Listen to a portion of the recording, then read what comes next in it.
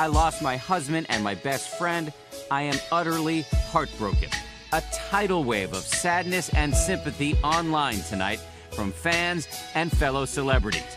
Steve Martin tweeting, "I could not be more stunned by the loss of Robin Williams. Mensch, great talent, acting partner, genuine soul." John Travolta, "He loved us all and we loved him back. He had only the best things to say about people and we are all better for having known him. I love you, Robin." And so many more tonight. Bill Cosby, Tim Allen, Kevin Spacey, Reba McEntire, and this from Ellen DeGeneres. "I can't believe the news about Robin Williams. He gave so much to so many people. I'm heartbroken." We spoke by phone tonight with Cheryl Hines, who guest starred on Williams' recent CBS sitcom, The Crazy Ones. It's so hard right now because it's so tragic, but I just feel very thankful and grateful that I got to work with him and I got to be his friend. Even President Obama weighing in tonight. He was one of a kind. He arrived in our lives as an alien, but he ended up touching every element of the human spirit. And in Hollywood itself tonight at the iconic comedy club, The Laugh Factory, where Williams performed many times, a tribute right there on the marquee. Robin Williams, rest in peace, make God laugh. For Williams, life began in Chicago in 1951. His mother, a former model, his father, an executive at Ford. He was, surprisingly, a quiet child. The first comic impression he did, imitating his grandmother to his mom. It was only in high school, in drama class, that he overcame that shyness. He went on to Juilliard, and shortly thereafter, in the late 1970s, he burst into the national consciousness as an oddball alien named Mork in the TV show Mork and Mindy. Fly, be free! He ad-libbed most of his dialogue and his wild physical comedy. The show was a huge hit. Then came a series of live comedy specials, also big hits. We believe now the accident at Chernobyl has been taken care of. If you'd like to follow us into the plant, I'll show you around. And then, of course, the movies. There was that unforgettable role in Popeye. But Williams very quickly moved into dramatic territory with The World According to Garp in 1982, about a struggling writer and his romantic entanglements. It's my first short story. I wrote it for you. You wrote it for me. Many of his most famous roles mixed both wit and warmth. Good Morning Vietnam. What is a demilitarized zone? Sounds like something out of The Wizard of Oz. Oh, no, don't go in there.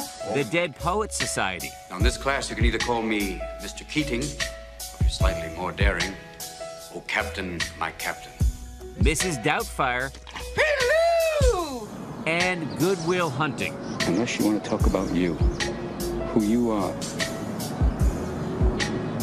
then I'm fascinated. I'm in. For which he won an Oscar for Best Supporting Actor.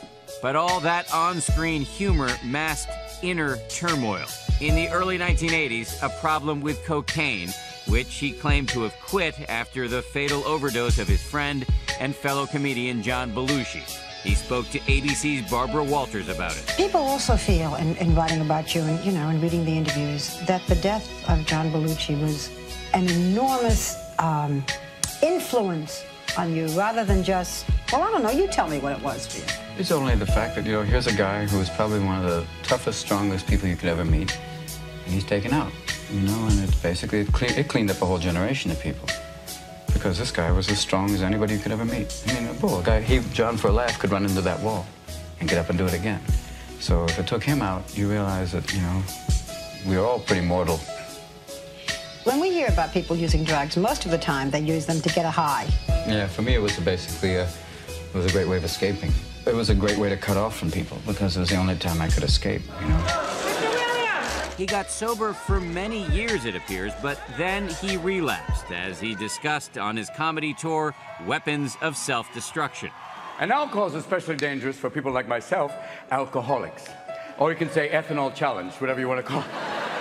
Williams checked himself into rehab in 2006, and he talked about it in this interview with ABC's Diane Sawyer. So to talk about it as caused by something that... Not caused by anything, it's just there. It's just, you know, it's latent, waits. It lays in wait, and for the time when you think, it's fine now, I'm okay. And then, beep. And then the next thing you know, it's not okay. It's not going so well. And then you realize, where am I? This is strange. I didn't realize I was in Cleveland. How are you? I am well. Very well. Good. It is a good thing. Is it a good thing? Oh, yeah, it's nice. 2 months? 2 months. Club medicated. Away, quiet time. Good, though. I'm back. People say, how do you feel? With my fingers. How does it? Don't drink. What are you doing to stay that way? Don't drink. Relapse cost him his second marriage, but he soon sought to clean up his act for the sake of his career and, most importantly, his 3 children, as discussed in this interview. But the one thing that cleaned me up from that was having a kid. That's immediate. That's the